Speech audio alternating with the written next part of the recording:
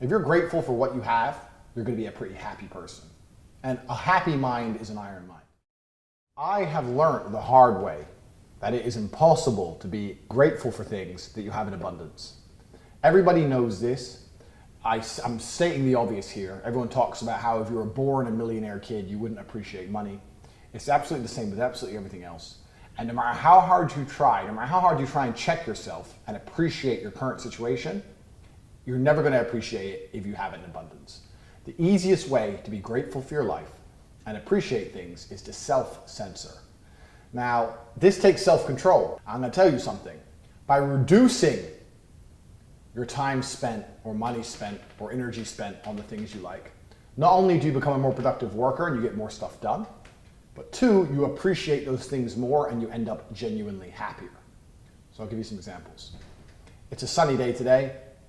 On sunny days, I like driving my Lamborghini around and showing off. And sometimes when I really feel like driving it, I don't allow myself. Even though I have the time to drive it, even though I could drive it, I do not drive it. And the reason I do that is I deliberately prevent myself from doing something I want, so when I get back in that car the next day or a couple days later, I appreciate it. If I drove the car anytime I wanted to, I might still even like it, I might still enjoy it, but I will never appreciate it. Now when I get in that car, I appreciate my car. And that's because I stop myself from using it as often as I want to use it. Humans were never built for the abundance we live in today. We were not designed to be able to get food anytime we wanted. That's why people are fat. To get satisfaction and entertainment anytime we wanted. That's why people can't pay attention anymore. So you have two choices. You either cave to that completely and you give in to consumerism and you end up obese and have attention deficit disorder because you're too busy watching YouTube videos to concentrate on anything important. Or you censor yourself and you prevent yourself from having as much as you want, and that's how you build an iron mindset. So you need to learn to restrict those things or delay those things so that you appreciate them more. Happiness and gratefulness are basically the same thing. If you're grateful for what you have, you're going to be a pretty happy person. And a happy mind is an iron mind.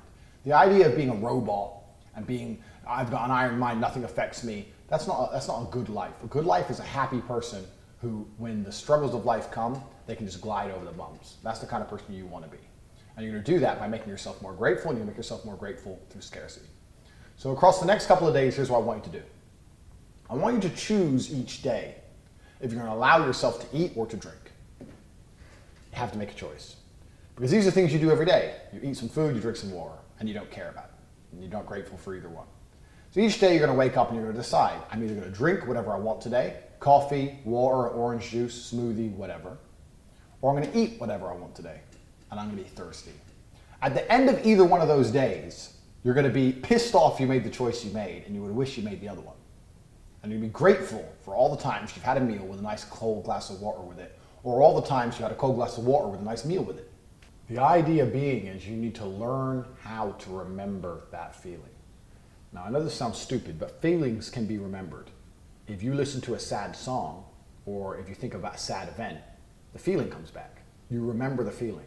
People very rarely remember gratefulness. They don't remember feeling content with something. So what you're going to do is you're going to put yourself in a position of stress, you're going to relieve that stress, you're going to feel content, and then you're going to try and remember that feeling. Everything about it. Remember that feeling and give yourself a memory that you can revert back to any time in the future, and you will automatically feel grateful. So I have countless memories in my life that I can revert back to that allow me to instantly feel grateful for what I have right now, for the most basic things in the world.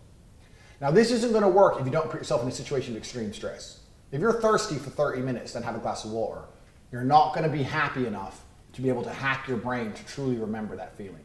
You need to suffer, gentlemen. You need to be 2 hours sleep a night for 2 days in a row. And when you're on absolute edge, that's when you give in, because only then you'll be able to hack your brain to remember that memory. You need a plethora of memories in your mind that you can revert to that will instantly make you happy and grateful and feel gratitude for what you have. So put together your scenarios. I've given you the scenario with sleep. That's an easy one. I've given you the one with food and water. That's another easy one.